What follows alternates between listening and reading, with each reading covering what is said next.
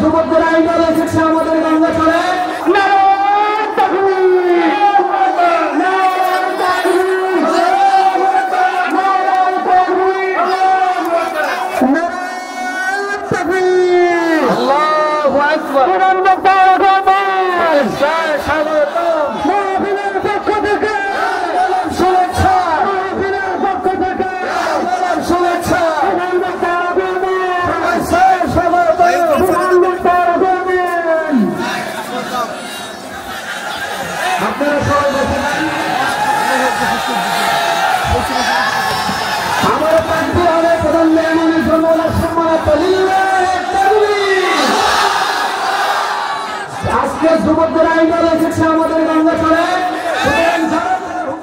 কখনো নিজের জীবনে সামান্য কিছু মুহূর্তের মজার জন্য কোনো গুনাহের কাজ করবেন না। আই রিপিট এগেন, আমি আবারও বলছি বোঝাবার স্বার্থে, জীবনে সামান্য সময়ের কিছু স্বাদ পাওয়ার জন্য কোনো গুনাহ করবেন না। মনে রাখবেন, মজা আনন্দ গুনাহের কিছুক্ষণ পরেই শেষ হয়ে যাবে, বাট যে গুনাহটা আপনি দুনিয়াতে করলেন এই গুনাহ কিন্তু আজীবন বাকি থেকে যাবে।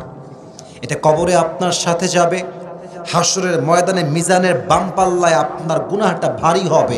ইভেন এই ছোট্ট মজাহের জন্য যে আপনি মজার জন্য গুনাহটা করলেন, এই গুনাহটা আপনাকে হয়তোবা জাহান্নাম অবধি পৌঁছে দিবে। ঠিক কিনা বলেন? সামান্য মজার জন্য কোনো গুনাহের কাজ করবেন না। আর সামান্য কিছু মুহূর্তের কষ্টের জন্য কখনো নেক আমল ছাড়বেন না। মনে রাখবেন, এই কষ্ট 10 মিনিট পরেই শেষ হয়ে যাবে, বাট আপনি 10টা মিনিট স্যাক্রিফাইস করে যে নামাজটা পড়লেন, যে কোরআন তেলাওয়াতটা করলেন, যে তাহাজ্জুদটা করলেন, 10 মিনিটের কষ্ট কিন্তু শেষ হয়ে যাবে, বাট এই আমলটা আপনার জন্য আজীবন থেকে যাবে। ঠিক কিনা বলেন? আচ্ছা, এখন তো গরমকাল নয়, এখন তো শীতকাল। আমি জানি ভোর রাতে উঠতে খুবই কষ্ট হয়, আমি জানি তাহাজ্জুদ পড়া বিগ চ্যালেঞ্জ, আমি জানি ঠান্ডা পানি দিয়ে উজু করতে খুবই কষ্ট হয়, এটা আমি খুব ভালো করে বুঝি, বাট কষ্ট করবেন, 5 মিনিট পরে দেখবেন ঠান্ডাও শেষ, কষ্টও শেষ। বাট ওই যে আপনি 2টা রাকাত তাহাজ্জুদ আল্লাহর কাছে পড়লেন, ফজর নামাজটা জামাতে পড়লেন, এটা 10 মিনিটে নয়, এটা আপনার আজীবন সঙ্গী হয়ে থেকে যাবে। ঠিক কিনা বলেন? So the main message is, প্রথম কথা, মূল মেসেজ হচ্ছে এইরকম, সামান্য শান্তির জন্য কোনো গুনাহের কাজ করবেন না, আর সামান্য কষ্টের জন্য কোনো নেক আমল ছাড়বেন না। বলেন সবাই ইনশাআল্লাহ। এই রংপুরের ভাইয়েরা, আপনার কি মনে হয় আপনার মৃত্যুর পরে আপনার মেয়ে, আপনার বাবা, আপনার মা, আপনার আত্মীয়, আপনার বন্ধু আপনার জন্য আজীবন দোয়া করবে? No, it's absolutely wrong idea. আপনার যেই ছেলে আজকে আপনি নামাজ পড়তে বললেন নামাজই পড়ে না, সে আপনার জন্য কবরে যাওয়ার পরে দোয়া করবে কেমনে? যেই আত্মীয় সামান্য 1 কাঠা জমির জন্য 3 বছর কথাই বলে না, সেই আত্মীয় আপনার কবরে সূরা ফাতিহা কেন পড়তে যাবে? যেই বন্ধু আজকে আপনার দাড়ির জন্য ঠাট্টা করে, যেই বন্ধু আজকে আপনার নামাজ পড়া দেখলে ঠাট্টা করে, এই বন্ধু কেমনে আপনার কবরের সামনে কোরআন তেলাওয়াত করবে? যুবক ভাইয়েরা, যেই ভাই, যেই বোন সামান্য একটা স্বার্থের জন্য ঈদের সময়ও দেখা করতে চায় না, এই আত্মীয় আপনার কবরে সূরা ফাতিহা কখনোই পড়তে যাবে না। আরে দুনিয়া তো আজ এমন স্বার্থপর হয়ে গেছে, মানুষ তো জীবিত মানুষকেই মনে রাখতে পারে না, মরণ যাওয়া মানুষকে মানুষ কেমনে মনে রাখবে? যুবক ভাইরা, ঠিক কিনা বলো? নিজের আমল নিজে করেন, নিজের কবর নিজে গুছান, নিজের দান নিজে করেন, ইনশাআল্লাহ আপনার পরকাল সুন্দর হবে। ঠিক কিনা বলেন? 1 2 নাম্বার কথা, ইটস ভেরি শর্টকাট, বাক্য বলেই শেষ করে ফেলছি। জীবনে সুখী হতে চাইলে কোনো মানুষের থেকে কোনো কিছু পাওয়ার আশা রাখবেন না। মানুষের থেকে আশা করতে গেলেই আপনি বিশাল বড় একটা বাস খাবেন। যার জীবনে মানুষের থেকে আশা যত কম, তার জীবনটা তত বেশি সুখী। যুবক ভাইরা, ডোন্ট এক্সপেক্ট ফ্রম পিপল। হ্যাঁ, এখানে আরেকটা বাক্য অ্যাড করতে চাই, মানুষের থেকে সম্মান কখনো পাওয়ার আশা রাখবেন না। মানুষ পরশু আপনার বদনাম করবে, তারপরে আপনার সুনাম করবে, তারপরে আবার আপনার বদনাম করবে। সকালে বলবে এক কথা, রাতে বলবে এক কথা, কালকে বলবে আর এক কথা। অতএব মানুষের কাছে সম্মানী হয়ে লাভ নাই, একমাত্র রবের কাছে যে প্রিয় হবে তার জীবনটাই সার্থক হয়ে যাবে। Don't expect from anyone. You have to expect just from Allah subhanahu wa ta'ala. মানুষ আমাকে দেওয়ার মালিক নয়, দেওয়ার মালিক একজন। আওয়াজ দিয়ে বলেন সবাই, তিনি কে? 3 নাম্বার কথা যুবকদের জন্য শেষ, এটা বলেই শেষ করতে চাই। তোমাদের বয়স কত হবে? এই তো মোটামুটি 20, 21, 22, 19, 23, 24, 25 on an average like that, এরকমই হবে। মেয়েদের পাল্লায় পড়ে জীবনটাকে নষ্ট করতে যেও না। মেয়েরা যেমন ভালো তেমন বড্ড ধোঁকাবাজ যুবক ভাই। তুমি যেই মেয়ের জন্য ভাবছো যে মেয়েটা আমার বিশ্বাস রাখবে, বিশ্বাস নয়। যাকে যত বড় বিশ্বাস করবা সে তত বড় তোমাকে বাস দিয়ে বিদায় হয়ে যাবে। দুনিয়াতে একমাত্র বিশ্বাস করবেন রবকে এবং তার নবীকে, আর বাদ বাকি কাউকে আহামরি বিশ্বাস করলে আপনি বাস খাবেন। ঠিক কিনা বলেন? আল্লাহ আমার যুবক ভাইদেরকে কথাগুলো মানা বোঝা এবং আমল করার তৌফিক দান করুন। আমিন। আমি এখন আমার মূল ওয়াজে ফিরে যাব। একটা আজকে গিফট নিয়ে আসছি আপনাদের সবার জন্য, একটা টুপি নিয়ে আসছি দেওয়ার জন্য গিফট হিসেবে। এটা সবাই পাবে না, ये नसीब की बात है, हर किसी को मिलने वाला नहीं है, ये सिर्फ एक इंसान को मिलेगा। যে কোনো একজন মানুষ পাবে, তবে শর্ত আছে। শর্তটা হচ্ছে, আমি এখন যেই বিষয়ে আলোচনা করব শেষ পর্যন্ত, সন্ধ্যা পর্যন্ত, যেই যুবক বা মুরব্বী এটা শুনে লিখতে পারবে অথবা মেমোরাইজ করতে পারবে, আজ তার জন্য এই টুপিটা আমার পক্ষ থেকে হাদিয়া থাকবে। বলেন সবাই ইনশাআল্লাহ। না, ইনশাআল্লাহটা আবার কমে গেছে। বলেন সবাই ইনশাআল্লাহ। এদিকেও লোক আছে, সর্বনাশ। আরে এদিকেও লোক আছে, মারহাবা। পুরো মাঠটাই যুবক দিয়ে ভরপুর হয়ে গেছে আজকে। আমার কলিজার টুকরা মুরব্বী আব্বাজান যারা এসেছেন, মুরব্বী আব্বাজানদেরকে আল্লাহ তাআলা কবুল করে নিন। পড়া আমিন। আসুন আমরা কোরআন থেকে আলোচনা শুরু করছি। প্রথমে একটা প্রশ্ন করতে চাই, যদি জানেন তবে উত্তর করবেন। আর যারা মোবাইল ফোন বের করে আছো কলিজার ভাইয়েরা, এখানে আলেম ওলামা আছেন, আমার কথা বেয়াদবি নেবেন না। মোবাইল ফোনটা অফ করে দিলে অনেক ভালো হয়। আমাকে তো আজীবন ফেসবুকে, টিকটকে, ইনস্টাগ্রামে, ইউটিউবে দেখেছেন, আমি জানি। বাট আজকে তো মোবাইল ফোন দিয়ে দেখার দিন নয়, আজ তো আসিফ হুজুরকে সরাসরি দেখার দিন যুবক ভাইরা। টার্ন অফ ইউর ফোন, ফোনটা অফ রাখো। আমি যা বলি হতে পারে আজকের ওয়াজটা আমাদের জীবন পরিবর্তনের কারণও হতে পারে। ঠিক কিনা বলেন? আচ্ছা উত্তর করেন যা প্রশ্ন করছি। রংপুরের গঙ্গাছড়ার ভাইয়ারা বলেন, আমাদের ইসলামের মোট খলিফা কয়জন? হ্যাঁ, সাউন্ড পাচ্ছি, রাইট আনসার। বলেন সবাই কয়জন? আচ্ছা, একটু বুঝে বলবেন। ইসলামের প্রথম খলিফার নাম কি? মাশাআল্লাহ, রাইট আনসার।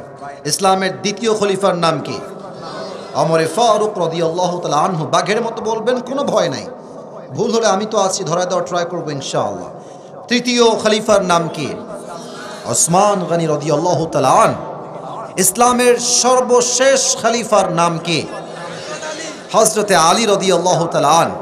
আচ্ছা, আপনার চোখে আপনার কি মনে হয়, নবী যে সাহাবীরা ছিলেন 4 খলিফা সহ, এদের সম্মান ইসলামে কম না বেশি? শুধুই কি বেশি না অনেক বেশি?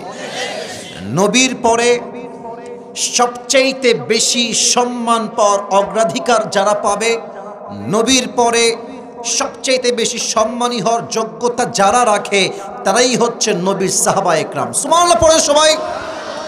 আল্লাহ তাআলা বলছেন সূরাতুত তাওবা 11 নম্বর পারার ঠিক 2 নম্বর পৃষ্ঠার প্রথম নম্বর লাইনে এই আয়াতটা আছে।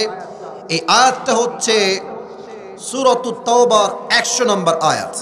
আল্লাহ তাআলা বলছেন, والسابقون الأولون من المهاجرين والأنصار والذين اتبعوهم بإحسان رضي الله عنهم ورضوا عنه وأعد لهم جنات تجري تحتها الأنهار خالدين فيها أبدا ذلك الفوز العظيم الله أكبر।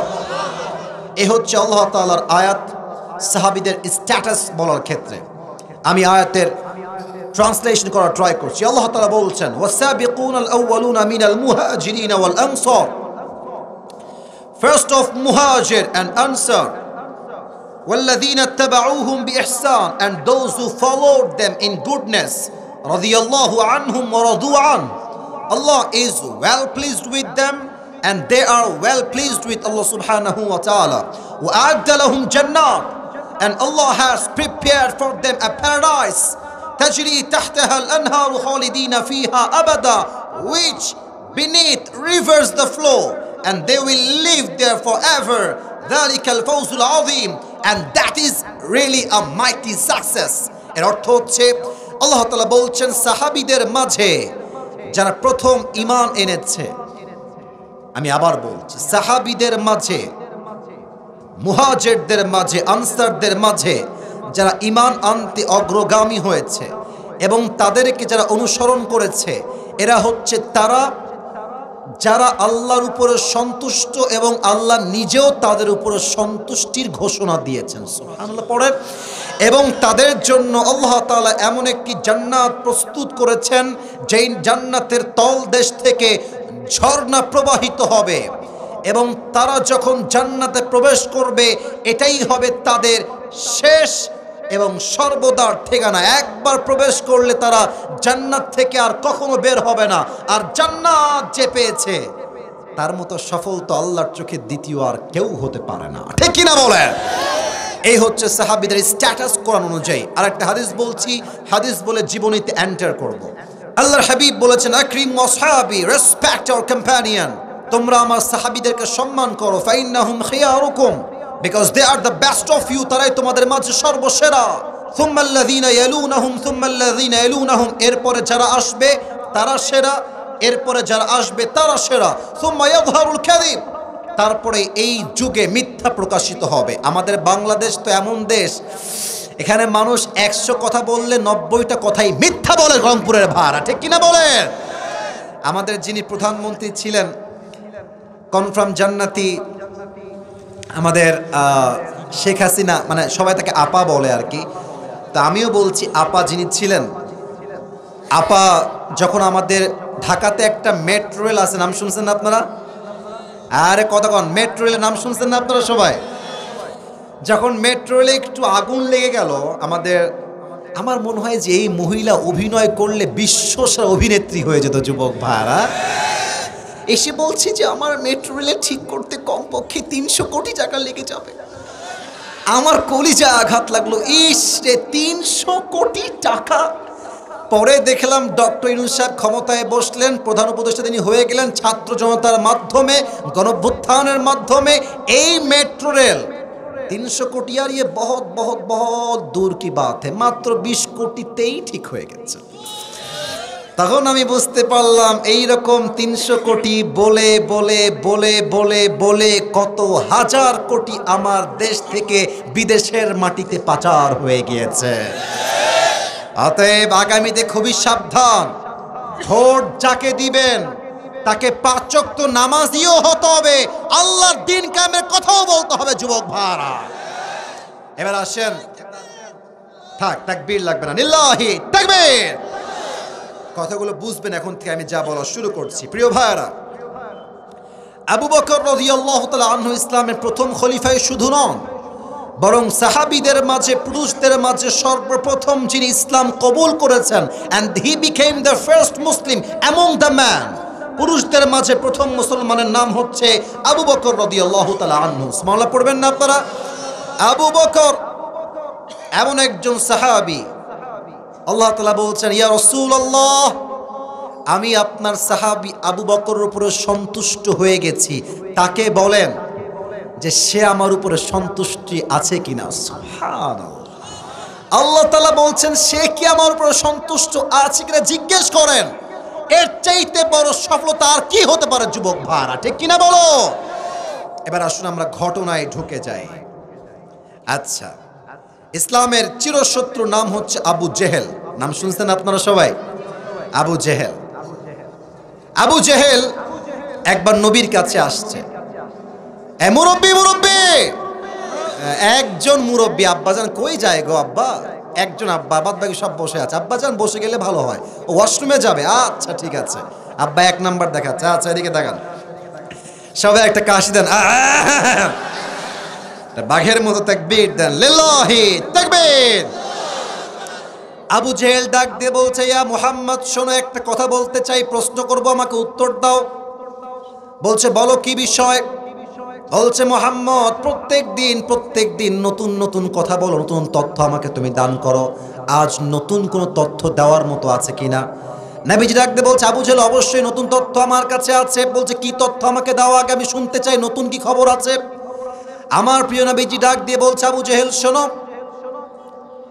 গভীর অন্ধকার রাত বাজে প্রায় 12টা, জিবরাইল আমিন আমার কাছে আসলেন বোরাক নিয়ে।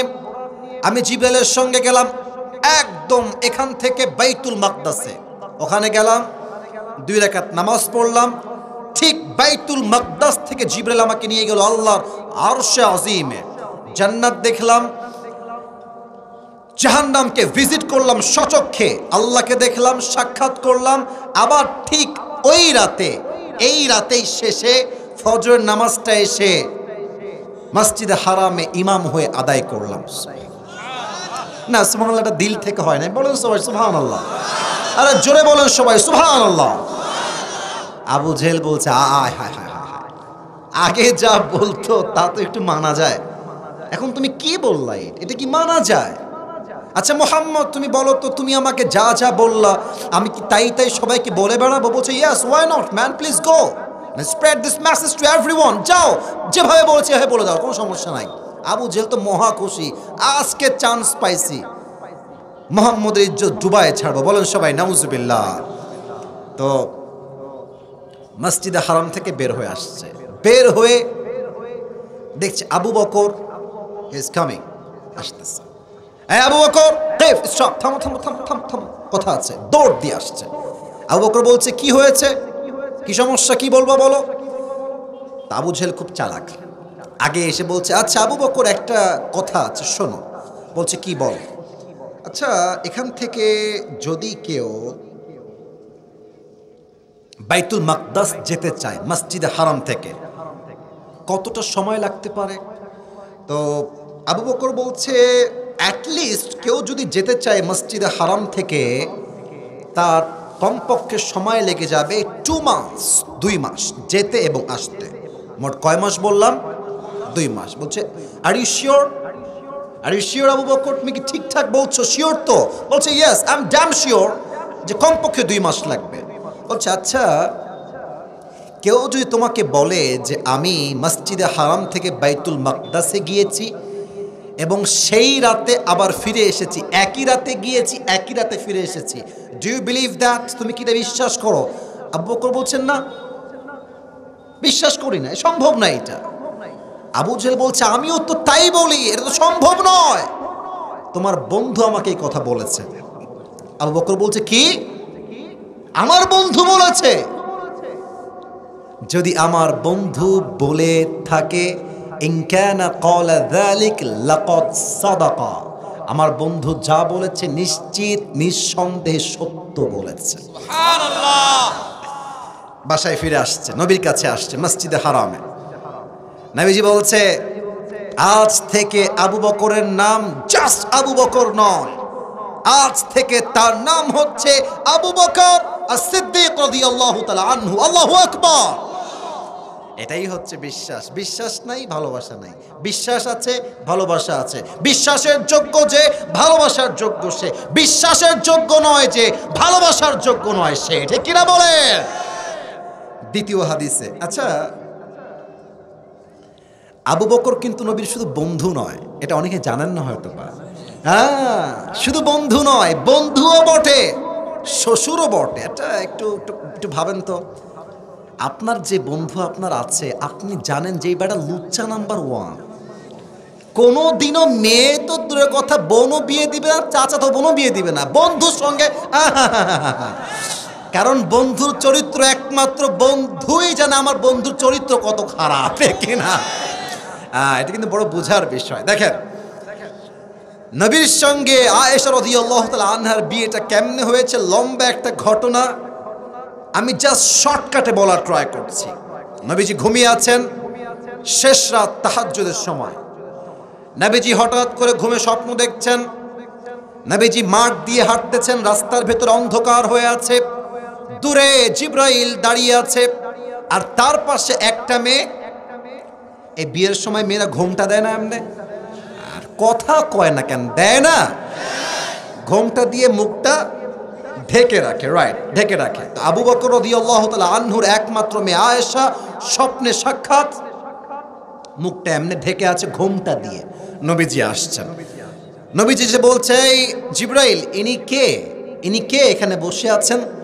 জিব্রাইল তো বলছে, নবী আপনি নিজে একটু নেকাবটা উঠান, নিজে একটু ঘোমটা উঠান, দেখেন ইনি কে।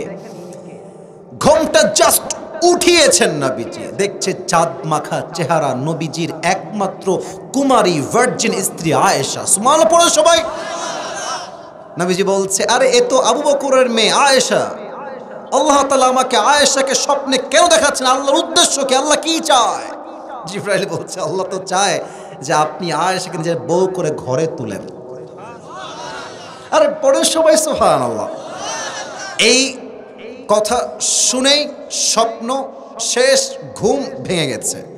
নবীজি সকালবেলা উঠে ভাবতেছে যে আহা, আবু বকর আমার এত কলিজার বন্ধু, আরব বিশ্বে তো বন্ধুর মেয়েকে বিয়ে করা বড় একটা অন্যায়ের চোখে দেখা হয়। তো আল্লাহ তো আমাকে বলেছেন আমি যেন আয়েশাকে বিয়ে করি। আমি এটা আবু বকরকে প্রস্তাব কেমনে দিই? আমি তো তার বন্ধু মানুষ হই, বন্ধু হয়ে বন্ধুর মেয়ে বিয়ে, how can I do it? আমি এটা কেমনে করি? নবীজি কনফিউজড। তো যাই হোক, লম্বা ঘটনা, অত বেশি বলবো না। নবীজি তার চাচিকে ডাকলেন, দেখে বললেন, চাচি আম্মা জান, আমার একটা কাজ আপনাকে করতে হবে। কি কাজ মুহাম্মদ? বলো। বলছে, আপনি আবু বকরের কাছে গিয়ে বলবেন যে তার মেয়ে আয়েশাকে আমি মুহাম্মদ বিয়ে করতে চাই সাল্লাল্লাহু আলাইহি ওয়াসাল্লাম। তো বলছে, ঠিক আছে, আমি প্রস্তাব দিব, নো প্রবলেম অ্যাট অল, সমস্যা নেই। চাচি আসছে আবু বকরের কাছে। আবু বকর বলছে, কি হয়েছে, কি অবস্থা, বলেন, কি বলবেন, সমস্যা কি? বলছে, আবু বকর একটা প্রস্তাব নিয়ে আসছি। কি প্রস্তাব? তো একটু নার্ভাস ফিল করছে, বন্ধুর সঙ্গে বন্ধুর মেয়ের বিয়ে তো। তো বলছে, আবু বকর, তোমার যে মেয়ে আয়েশা আছে ছোট্ট, মুহাম্মদ তাকে বিয়ে করতে চাই, তুমি কি রাজি আছো কিনা? তো আবু বকর শুনে একটু আকাশ থেকে পড়েছে, কারণ আমার বন্ধু লাগে তো, আমার মেয়ে এখন ছোট আছে, আমার বন্ধু, আমি বন্ধুর সঙ্গে বন্ধুকে আমার মেয়ে কেমনে দেই? আবু বকর কনফিউজড হয়ে গেছে। বলছে, আপনি যান, আমি একটু পরে বলছি উত্তরটা কি হবে। যখন তার চাচি বের হয়ে চলে আসছে, আবু বকর মনে মনে ভাবছে, আমি যদি নবীর সঙ্গে আমার মেয়েকে বিয়ে না দেই, তার মতো চরিত্রবান যুবক তো এই তল্লাটে দ্বিতীয়টা আর কেউ হতে পারে না। শেষমেশ তিনি রাজি হয়ে গেলেন, বিয়ে হয়ে গেল। এখন নাস্তিকরা কি বলে? নাস্তিকরা বলে, এটা কিন্তু জাস্ট কথা নয়, এটা বোঝার কথা। আপনি না বুঝে ঠিক বললেন না, আপনার ঠিক বেঠিক আমার দরকার নেই, বুঝেন আপনি আমার ওয়াজ, তাহলেই এনাফ। নাস্তিকরা কি বলে? যে নবীর চরিত্র খারাপ, তাই নবী আয়েশাকে অল্প বয়সে বিয়ে করেছে। এই যে ভাইরা নাউজুবিল্লাহ কয়, আপনার কন্যা, মানে আমার কথা বোঝেন নাই, বলেন সবাই নাউজুবিল্লাহ। কি বাজে কথা! নবী নাকি নারী লোভী, তাই নবীজি আম্মা জান আয়েশাকে মাত্র 6 বছর বয়সে বিয়ে করেছে। এটাকে আমরা বিশ্বাস করি নাকি যুবক ভাইরা? 3টা কারণে নবীজি আয়েশাকে বিয়ে করেছেন অল্প বয়সে, খুব বুঝবেন। এটা কিন্তু আমি শেষকে জিজ্ঞেস করবো। এক, আবু বকর রাদিয়াল্লাহু তাআলা আনহু নবীজির একমাত্র বন্ধু। দেখেন, বন্ধুর সম্পর্ক একরকম, আত্মীয়তার সম্পর্ক একরকম। আমার বন্ধুকে আমি 1 মাসে 2 মাসে কল দিলেও হবে, না দিলেও হবে, বাট আমি যখন আমার বন্ধুর সঙ্গে আমার মেয়ের বিয়ে দিয়ে দিব, আমি কল দিব, এটাই আমার বাধ্যবাধকতা। ঠিক কিনা বলেন? আল্লাহ চেয়েছেন জাস্ট বন্ধুত্ব হলে ইসলামের রাজ সহজে কায়েম হবে না। এক কাজ করি, একটা আত্মীয়তার সম্পর্কে বেঁধে দেই, একটা রক্তের সম্পর্কে বেঁধে দেই, তবে সম্পর্কটা আরো মজবুত হয়ে যাবে। ঠিক কিনা বলেন? 1 নাম্বার কারণ। 2 নাম্বার কারণ, আয়েশা রাদিয়াল্লাহু তাআলা আনহার মেধা ছিল খুবই তীক্ষ্ণ মেধা। উনি যা শুনতেন তাই বলতেন, যা নবীজি বলতেন তাই বলতে পারতেন। আমাদের ক্লাসে আমরা দেখেছি, অনেকে তোমার ছাত্র যারা আছো দেখবা, ক্লাসে অলওয়েজ একজন ছাত্র এমন থাকে যে টিচার যা বলে ওইও সেম সেম তাই বলতে পারে, কারণ কি ওর ব্রেনটা খুবই ভালো। তো আয়েশার ব্রেন ছিল অনেক ভালো। তো আল্লাহ তাআলা চেয়েছেন যদি আয়েশা নবীর স্ত্রী হয়ে যায়, ইসলামের জ্ঞান, প্রজ্ঞা, ইলম, নলেজ পুরো বিশ্বব্যাপী অল্প সময়ে ছড়িয়ে যাবে, ঠিক কিনা বলেন? 3 নম্বর কারণ হচ্ছে আম্মা জান আয়েশা রাদিয়াল্লাহু তাআলা আনহাকে নবী বিয়ে করেছেন একমাত্র রুচির জন্য নয়, চরিত্রের বিষয় নয়। আয়েশাকে বিয়ে করার আদেশ দিয়েছে, ওহী দিয়েছে, এক সত্তা আওয়াজ দিয়ে বলেন সবাই, তিনি কে? এই 3 কারণে নবীজি আম্মা জান আয়েশাকে বিয়ে করেছেন। অতএব এই হাদিস বোঝার পরেও যেই বলবে আমার নবীর চরিত্র খারাপ, এটা স্পষ্ট বুঝতে হবে ও পিতৃ পরিচয়হীন অবৈধ সন্তান রংপুরের ভাড়া। আল্লাহ বোঝার তৌফিক দান করুন সকলেই পড়া আমিন। এই হয়ে গেল বিয়ে। এবার আসেন, আচ্ছা এখন বাজে হচ্ছে ঠিক এই 5টা 5। আমি জানি আজান দিবে হয়তোবা সর্বোচ্চ 5টা 20 কিংবা 22-এ। আমার ওয়াজ শুরু হয়েছে ঠিক 4টার পর থেকে। আমার কথা হচ্ছে আমরা আজকের মাহফিলে যে বসেছি, আমি আসিফকে দেখার উদ্দেশ্য যেন বসা না হয়, উদ্দেশ্য হবে একমাত্র হেদায়াত, একমাত্র আল্লাহকে খুশি করা যুবক ভাড়া, ঠিক কিনা বলো? আমি আর 2টা হাদিস বলে ওয়াজের সমাপ্তি করছি। 1, আবু বকরের তাকওয়ার লেভেল কত বেশি ছিল, আবু বকরের দানের হাত কত বড় ছিল, 2টা বিষয় বলে শেষ করছি। 1, তাকওয়া। দেখেন আমাদের তো দেশে যারা, আমাদের প্রধানমন্ত্রী বলেছিলেন যে আমার যে পিএস তারও হচ্ছে 400 কোটি টাকা আছে ব্যাংকে। ভুলে গেছেন আপনারা সবাই? ইভেন তিনি বলেছেন আমার যে পিএস সে নাকি হেলিকপ্টার ছাড়া কোথাও যায় না। আপনি ভাবেন প্রধানমন্ত্রীর পিএস এর অবস্থা যদি এই হয়, তাহলে মন্ত্রীরা কত কোটি টাকা দেশের মাটির থেকে পাচার করে দিয়েছে যুবক ভাড়া আমার। একটা ছিল কাউয়া কাদের, কোথায় রে এ কাউয়া কাদের, কোথায়? একে তো আমি আর দেখি না। ও যে গেল সিঙ্গাপুর গেল না মামুর বাড়ি দিল্লি গেল, আমি খুঁজেই পেলাম না। এরা প্রধানমন্ত্রীকে স্বৈরাচার হতে সবচাইতে বেশি সহযোগিতার হাত বাড়িয়েছে যুবক ভাড়া। আমি এখন যে হাদিসটা বলবো, এই হাদিস যদি প্রত্যেকটা মন্ত্রী, এমপি, মেয়র, প্রধানমন্ত্রী শোনে এবং আমল করে, আমার বিশ্বাস আমার বাংলাদেশ সোনার বাংলাদেশ হয়ে যাবে যুবক ভাড়া, ঠিক কিনা বলো? আবু বকরের বউ আসছে, এসে বলছে আবু বকর তোমার যে সন্তানরা আছে তোমার কাছে, এই কথা বুঝো, কথা বুঝো, একদম ডান বাম কথা বলবো না, আমার চোখে চোখ রাখো, আমার কথা বোঝার ট্রাই করেন প্লিজ, পায়ে হাত রেখে বলছি এই হাদিসটা দিল থেকে বুঝবেন। আবু বকর তোমার বাচ্চা তোমাদের কাছে একটা আবদার করেছে, তারা সারিদ খেতে চায়, আরব বিশ্বের সবচেয়ে দামি খাবার।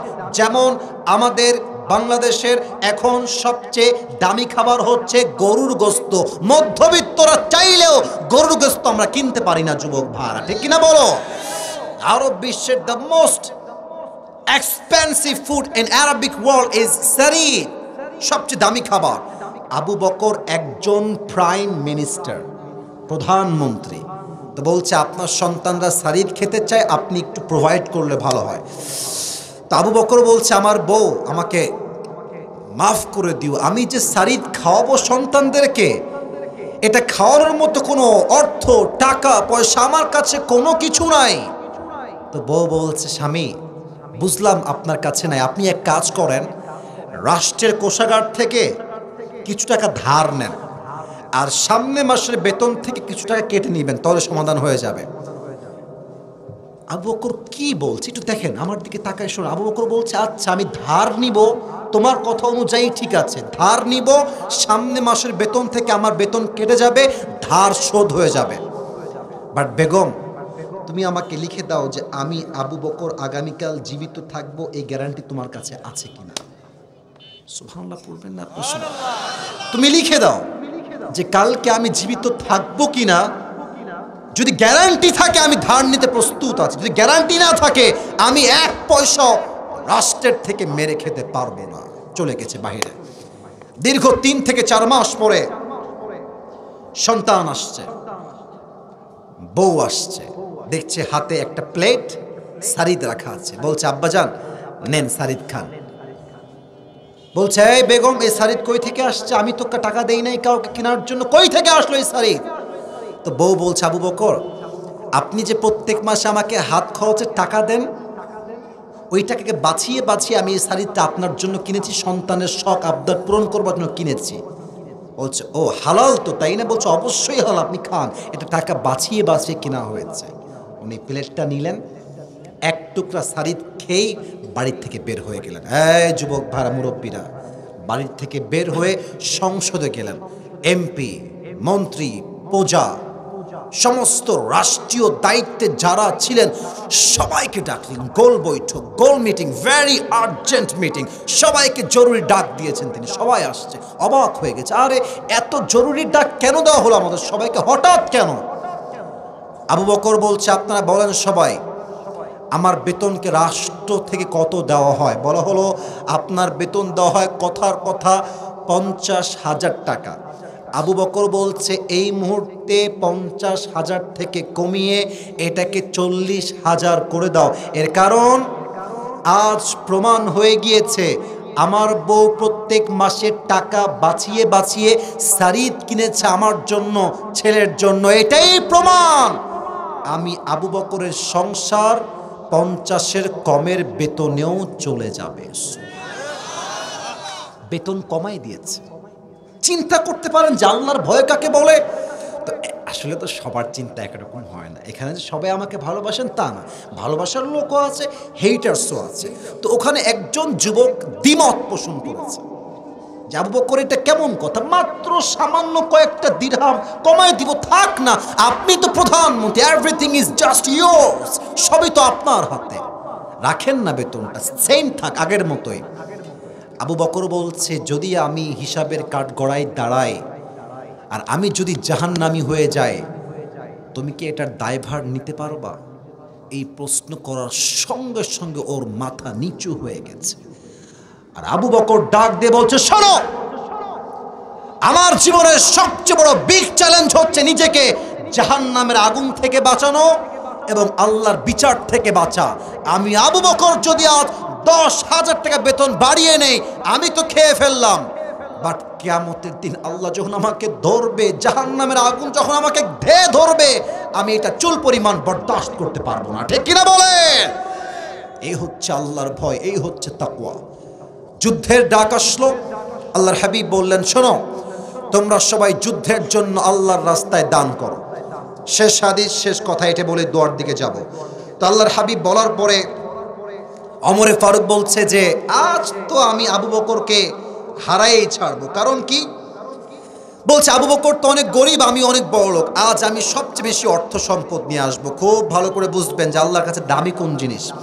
তো ওমরে ফারুক তার পুরো সম্পদকে 2 ভাগ করেছে। এই বলেন সবাই কয় ভাগ? আরে সাউন্ড কি মাশাআল্লাহ, বলেন সবাই কয় ভাগ? অর্ধেক বাসায় রেখেছে, অর্ধেক নবীর কাছে নিয়ে আসছে। আর আবু বকর রাদিয়াল্লাহু তাআলা আনহু যে অর্থ নিয়ে আসছে, বোঝা ট্রাই করেন। এটা হচ্ছে আমার হাতে একটা কাগজ, এটা কি বলেন তো সবাই? এটা কিসের বোতল? আচ্ছা একটু বুঝে বলেন তো, এই কাগজটা বেশি উঁচু না পানির বোতল বেশি উঁচু? আরে ভাই বুঝলে কথা কন, কাগজ বেশি উঁচু না পানির বোতল বেশি উঁচু? তো দেখেন আবু বকরের সম্পত্তি হচ্ছে এইটা একদম নিচু, আর ওমর এনেছে বিশাল লম্বা বিশাল উঁচু। তো নবীর প্রশ্ন হওয়া উচিত ছিল এই রকম যে কে কত সম্পদ নিয়ে আসছো, বলো কার কত সংখ্যা। নবীজি সওয়ালটাই চেঞ্জ করে দিলেন। নবীজি বলেন এই সাহাবীরা, এই ওমর, মা খাল্লাফতা, তুমি কি রেখে এসেছো, কি নিয়ে আসছো? ওমর বলছে নবী হে, আমি অর্ধেক রেখে আসছি, অর্ধেক নিয়ে আসছি। মা খাল্লাফতা ইয়া আবু বকর, হে আবু বকর তুমি কি রেখে আসছো? আবু বকর ডাক দিয়ে বলছে ইয়া রাসূলুল্লাহ তারাকতুল্লাহ ওয়া রাসূলা, আমি আল্লাহ আর তার রাসূল ছাড়া বাসায় একটা সুতাও বাকি রেখে আসি নাই। অতএব দান কম হোক বেশি হোক, নট আ বিগ ডিল, যদি আল্লাহর জন্য হয় এটাই আল্লাহর কাছে সবচেয়ে দামি হয়ে যায়। ঠিক কিনা বলেন? তাহলে আজ ওয়াজ থেকে অল্প সময় বলে দিচ্ছি, আমাদের মোট শিক্ষা পেয়েছি আমরা 4টা। বলেন সবাই কয়টা? হ্যাঁ এটা একটু বুঝেন, আমি আর বেশি বাড়াবো না কারণ সময় অলরেডি অন্ধকার আমি জানি। এই হাত তোলেন সবাই, বলেন সবাই কয়টা শিক্ষা? তাহলে ওয়াজটা বাস্তবে রূপে যাবে ইনশাআল্লাহ। 4টা শিক্ষা। 1, নবীকে জাস্ট নবী মানলেই হবে না, নবী যা সত্য বলেছে তাই সত্য, নবী যা মিথ্যা বলেছে তাই মিথ্যা, নবী যা বলেছে তাই আমি করব, নবী যা নিষেধ করেছে তা মুসলিম হিসেবে আমি ছাড়তে বাধ্য, ঠিক কিনা বলেন? আবু বকরকে বলছে তোমার বন্ধু বলেছে এই কথা বিশ্বাস করো? বলছে অবশ্যই করি। তার মানে শিক্ষা, নবী যা বলেছে তাই সত্য, নবী যা মিথ্যা বলেছে তাই মিথ্যা, ঠিক কিনা বলেন? 2 নাম্বার, নবীর বিরুদ্ধে আয়েশাকে নিয়ে কেউ যদি চরিত্রে কালেমা লেপন করতে চায়, স্পষ্ট কথা বলতে হবে। আগামীর সংসদে আইন পাস হবে, যেই কুলাঙ্গার নাস্তিক আমার নবীর শানে একটা টু শব্দ করবে, ওকে বাইতুল মুকাররমের সামনে ওপেনলি লাইভে ব্রডকাস্টে ফাঁসির কাস্টে ঝুলিয়ে হত্যা করতে হবে। রংপুরের ভাই, হেফাজতে ইসলাম জীবন দিয়েছে, শাপলা চত্বর আগে কায়েম হয়েছে, যদি আগামীতে আবার শাপলা চত্বর কায়েম হয়, হাজার যুবক জীবন দিতে প্রস্তুত হয়ে যাবে। যুবক ভাড়া, ঠিক কিনা বলো? 2 নাম্বার, নবীর শানে বেয়াদবি আমরা মানতে পারবো? 2 নাম্বার। 3 নাম্বার শিক্ষা, যদি এলাকার মেয়র, এমপি, মন্ত্রী কেউ হয়, জেলা বা রাজধানী যেখানকারই হোক, ওর প্রথম দায়িত্ব রাষ্ট্রের প্রত্যেকটা পয়সা, টাকা, সোনা দানা এমন হিসাব করে ব্যয় করতে হবে যেন আল্লাহর কাছে বিচারের কাঠগড়ায় দাঁড়াইতে না হয়। যুবক ভাইরা, ঠিক কিনা বলো? আর 4 নাম্বার শিক্ষা বলেই শেষ করছি, আমি দিলাম মাহফিলে 1 লাখ টাকা, বাট উদ্দেশ্য হচ্ছে আমার মানুষকে খুশি করা, আল্লাহর কাছে 2 পয়সা দাম নাই। আমি দিলাম মাত্র 5 টাকা, বাট দিলাম স্বার্থ থেকে একমাত্র আল্লাহর জন্য। ওয়াল্লাহি রংপুরের ভাইরা, ওই 1 লাখ টাকার চাইতে আমার 5 টাকার দাম 1000 গুণ আল্লাহর কাছে বেশি। অতএব দান করবেন কম, বাট খুশি করবেন কার জন্য? আওয়াজ দিয়ে বলেন তো সবাই, তিনি কে? এই 4টা শিক্ষা কে বলতে পারবে? দাঁড়িয়ে যাও। 1 2 3, অনেকে আপনি আসেন, অল্প সময় তো, সময় বেশি নেওয়া যাবে না। অনেকে আসলে প্রশ্ন করেছেন, আমি আপনাদের কাছে ক্ষমা চাচ্ছি প্রিয় ভাইরা, প্রায় 1.5 ঘন্টার মতো আমি বসে আছি, বা 1 ঘন্টা 15 মিনিট, সময়টা খুবই কম। তো আগামীতে একটা মাহফিল হবে 1-1.5 বছর 2 বছর পরে, ওই দিন দিনের বেলা নয়, রাতের বেলা ওয়াজ হবে, ইচ্ছা মতো আমরা ওয়াজ করে বিদায় নিব। যুবক ভাড়া, ঠিক কিনা বলো? আল্লাহ সেই তৌফিক দান করুন, সকলে পড়া আমিন। সবাই 2 হাত তুলেন, সবাই 2 হাত তুলেন। একটা শেষ ওয়াদা বলেন সবাই, হুজুর। আর জোরে বলেন সবাই, হুজুর। আমরা ওয়াদা করলাম দোয়া না করে, আরে ভাই কথা কোন, দোয়া না করে আমরা কেউ যাব না। এই যে এমনি বলেন সবাই, যাব না। বলেন সবাই ইনশাআল্লাহ। হাত নামান। এবার যে ওয়াদা ঠিক রাখবে না, যার কথা ঠিক নাই, তার ইমানের ঠিক নাই, ঠিক কিনা বলে?